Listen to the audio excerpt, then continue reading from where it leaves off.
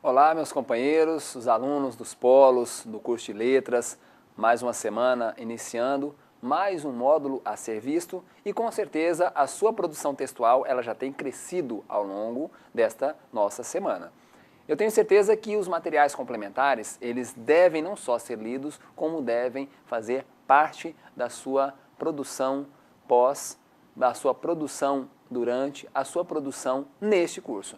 A nossa prática textual, ela vai ser permeada por diversas leituras. E a leitura ela é fator preponderante para você alcançar um nível maior de excelência na sua argumentação, na sua coesão, na sua coerência, na sua criatividade e outras questões que nós vamos ver. E hoje, a aula, o tema nosso é texto e textualidade. Evidentemente que texto e textualidade, muitas vezes, vem remetido como a parte escrita.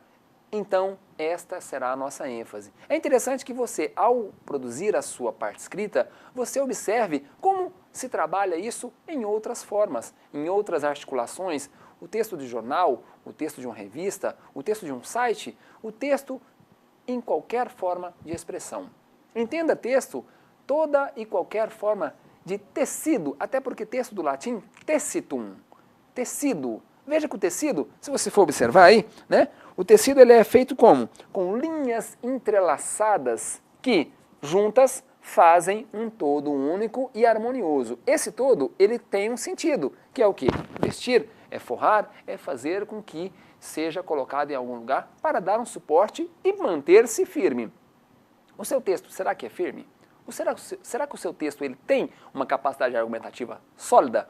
Ou será que ele, na sua própria produção, ele se quebra? Muitas vezes as pessoas não param para observar. Já percebeu que na sua produção textual você começa a observar e ao fazer leituras, muitos professores falam, faça 2 leituras, 3 leituras, e você quando vai fazer, você não detecta erros. Passa para uma outra pessoa, essa pessoa já vai detectar alguns vícios de linguagem, algumas repetições, algumas questões que não são produtivas e você colocou no texto. Sabe por que isso? Porque você lê com emoção.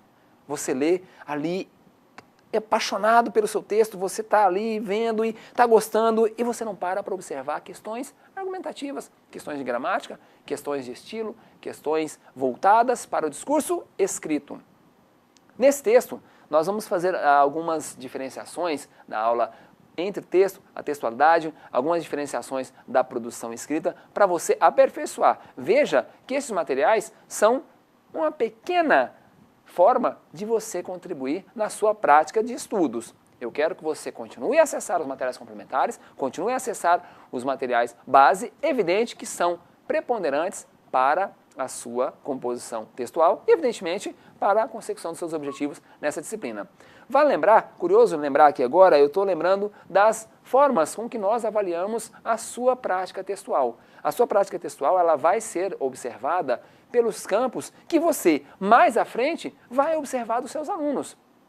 Na sua prática docente, você então fica muito mais criterioso.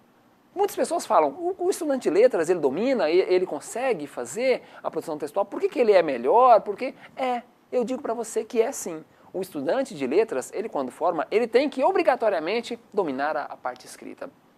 Aí os professores vão perguntar, passa para ele, passa para o professor de português, passa para o nosso companheiro, ele dá uma revisada, aí você pega, fica ali perdido e tal. Vai acontecer isso com você. Vai acontecer e você vai ter que ter argumentos para poder mostrar que aquele texto está bom ou não. Quantas pessoas nem sempre estão dotadas dessa capacidade argumentativa em cima de produção textual? Veja que a sua produção ela não vai se dar agora de uma forma clássica, ela vai se dar de uma forma técnica. Como técnica, você vai produzir e vai olhar para o seu texto agora de uma forma mais argumentativa, não só como docente, mas como um produtor textual, ok? Vamos lá.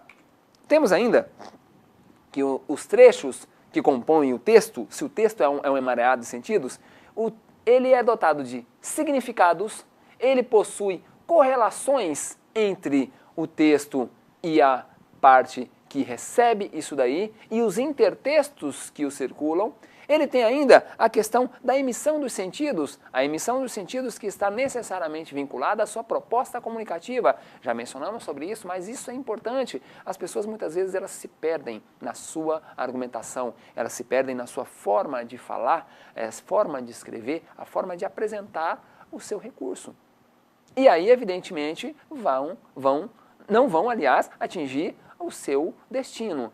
Por que advogados, pessoas ali que são hábeis no direito, elas se comunicam de uma forma bem clara, bem concisa e muitas vezes bem argumentada? Porque eles têm a intenção comunicativa de quê? De fazer com que as partes elas concordem. Se ela está num tribunal, ela vai fazer com que o juiz concorde com a opinião dela, que o promotor descarte aquela situação que está oferecendo contra um réu. O advogado na condição de defensor do réu, né? E o Ministério Público ali tentando argumentar, não, a pessoa esteve por X e Y situação. Aí o advogado ele tem argumentos orais, tudo bem, mas na sua petição ele coloca argumentos escritos.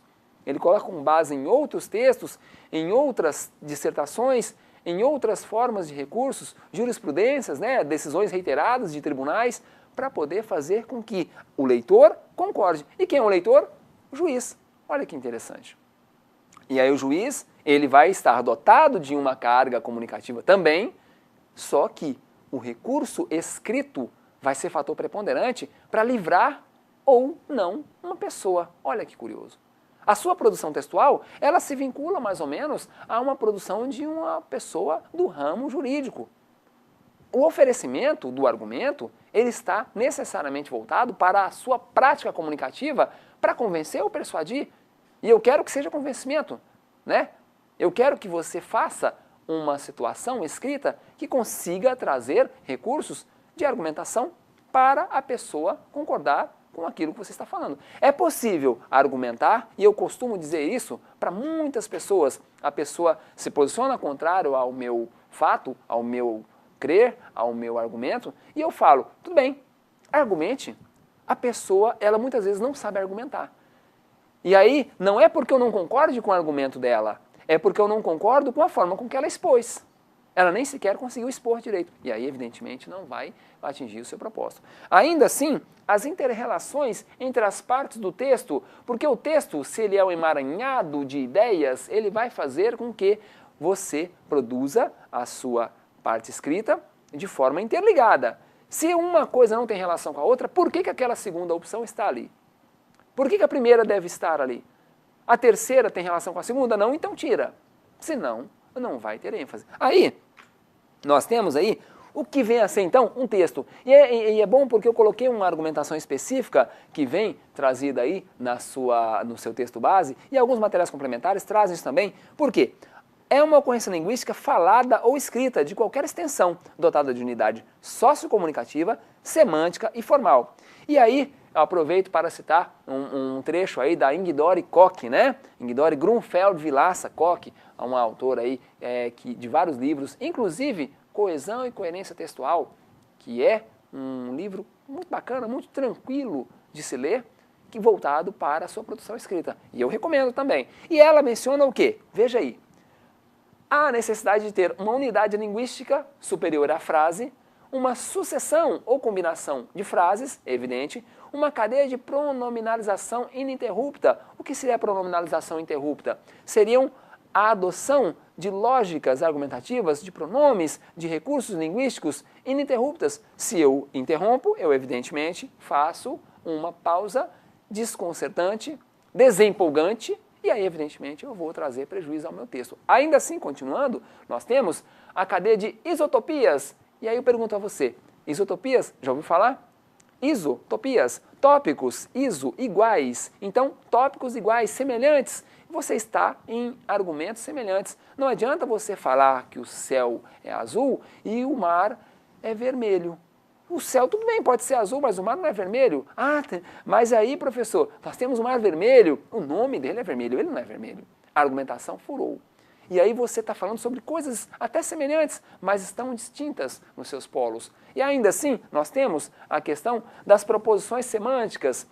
se você propõe sentidos específicos, você tem que formar isso daí em um complexo de sentidos. Não adianta você sobrepor sentidos, colocar novos sentidos, e às vezes até refutando os sentidos anteriores. E é interessante porque essa é uma devida prática de produção textual. Continuando, temos ainda uma questão muito voltada para a nossa produção textual e você vai ver esse assunto demais, que é a chamada linguística textual. A linguística do texto ou a linguística textual, que nada mais é do que preocupação em descrever os fenômenos sintáticos semânticos ocorrentes entre enunciados ou sequência de enunciados. Quando nós começamos a observar e descrever esses fenômenos que envolvem a língua, seja em termos de sentidos, de linguagem, de comunicação, nada mais é do que a linguística textual. E é interessante que nos seus materiais complementares terão interessantes tópicos voltados para a linguística textual. E eu quero que você observe, porque é inclusive um tema interessantíssimo para a sua produção monográfica, para a sua produção de artigo, ou até para uma proposição de documentos para serem encaminhados aí para exibição em congressos, em seminários, simpósios, encontros, por que não? Certo? É um importante tópico. Ainda assim, temos que estas questões de linguísticas textuais, elas têm a coesão e a coerência, a intertextualidade, a informatividade, a intencionalidade, situacionalidade e a aceitabilidade recorrente nos textos. Recorrente nos textos. Veja então, voltando aí, observe cada tópico. Coesão seria a unidade de ligação, veja aí, entre o texto, né? O texto ligado às ideias. A coerência seria uma lógica argumentativa dentro dele. Intertextualidade seria uma relação entre textos. A informatividade, a forma com que você traduz isso daí em expressões, em palavras. A intencionalidade, não adianta você sair do que você quer dizer, não adianta você trazer uma intenção diversa daquela que se propunha. A situacionalidade, o contexto situacional que está inserido, né? E a aceitabilidade, o quê? Aquela forma com que você traz a aceitação do seu texto. A forma com que você coloca e aceita esse texto. Evidente que são práticas defendidas em linguística textual. Ainda assim, nós temos as formas de construção linguística do texto e processamento cognitivo, até porque é uma forma de análise, as formas com que o texto foi construído, aí entra inclusive gêneros textuais, que você já observou bastante, a prosa, verso, né, os textos poéticos, a crônica, né, a sátira, todas essas formas textuais, elas têm um sentido e evidentemente elas são colocadas aí para o leitor de uma forma intencional, de uma forma comunicativa voltada para um fim. Evidentemente, você, quando produzir os seus textos, você deve ter isso em mente. E você, quando tiver a corrigir estes textos, evidentemente, você vai ter muito mais capacidade argumentativa também para poder argumentar pró ou contra este texto. Continuando aí. Marcuski, o autor que está referenciado aí na sua apostila, ele traz uma definição, e eu achei interessante porque essa definição ela é muito clara, né? Acerca da linguística textual, ou linguística do texto. Mesmo que provisória e genericamente, como o estudo das operações linguísticas e cognitivas reguladoras e controladoras da produção, construção, funcionamento e recepção de textos escritos ou orais. A linguística textual trata o texto como um ato de comunicação unificado num complexo universo de ações humanas. Ora, veja que a ênfase aí do autor está justamente na ênfase das ações humanas.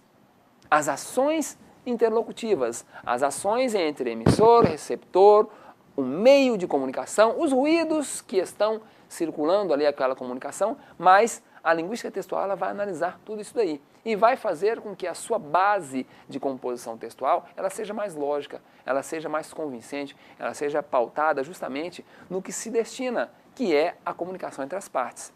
Ainda assim, nós temos que, para você produzir o seu texto de uma forma clara, de uma forma justa, de uma forma que consiga atingir os fins, ela é apresentada no seu texto base como os 6 Cs. C, letra C, que seriam a criatividade. Não adianta você expressar-se de uma forma intencional sem que você produza de forma criativa. Ainda assim, nós temos a clareza. Se você trouxer o texto de uma forma escura, de uma forma não direta, de uma forma redundante, pleonástica, de uma forma que dá rodeios, vamos dizer assim, até sendo uma linguagem bem popular, enchendo linguiça. Você está fazendo várias colocações impertinentes, inoportunas. A clareza, ela se perde. Ainda assim, um outro C seria a concisão. A pessoa concisa, ela está direcionada para um texto que está com início, meio e fim, está dentro daquele propósito, ela não está saindo daquilo ali para poder construir de uma forma mais correta. Ainda assim, temos a coesão e coerência, já mencionados também, que a coesão seria a interligação entre os parágrafos, interligação entre as orações, os períodos, e a coerência seria manter-se dentro da sua lógica argumentativa. Não se contradizer, não se contrapor, não se contra-argumentar. Ainda assim, fechamos com correção gramatical. É evidente que a sua produção textual, sem a correção gramatical, ela vai ficar muito prejudicada. Porque o primeiro ponto que a pessoa vai trazer descrédito é em cima da sua falta ou inabilidade, inaptidão em termos gramaticais. E o acadêmico de letras não pode. O graduado, muito menos. E o docente, zero. Inadmissível. Ainda assim, acrescidos de unidade temática e argumentação. Como assim unidade temática? A unidade do tema. Não adianta eu querer falar sobre 3 temas ao mesmo tempo. Um tema. Vá discorrendo. Entre naquele sistema, discorra, mas não saia. Evidentemente que a argumentação fecha com a proposta central do seu tema. Ainda assim, eu gostaria que você tivesse contato com alguns livros. Esses são alguns. Linguística textual, né? Do Leonor Lopes Fávero, Ingdori Grunfeld, Vilaça Koch. A linguística textual de Jean Mitchell Adam. Ou então coesão e coerência textuais, de novo com Leonor Lopes Fávero. Ou a coerência textual da Ingdori Koch e professor Luiz Carlos Travaglia. Evidentemente, estas indicações, mais as indicações do seu texto base, serão fundamentais para você continuar nessa prática textual, leitura e produção de textos de forma técnica. Você, acadêmico de letras, não pode mais ficar no campo das redaçõezinhas, não menosprezando a redação, mas agora é a produção textual argumentada, e eu quero ver isso de você, ok? Aguardo você e até mais.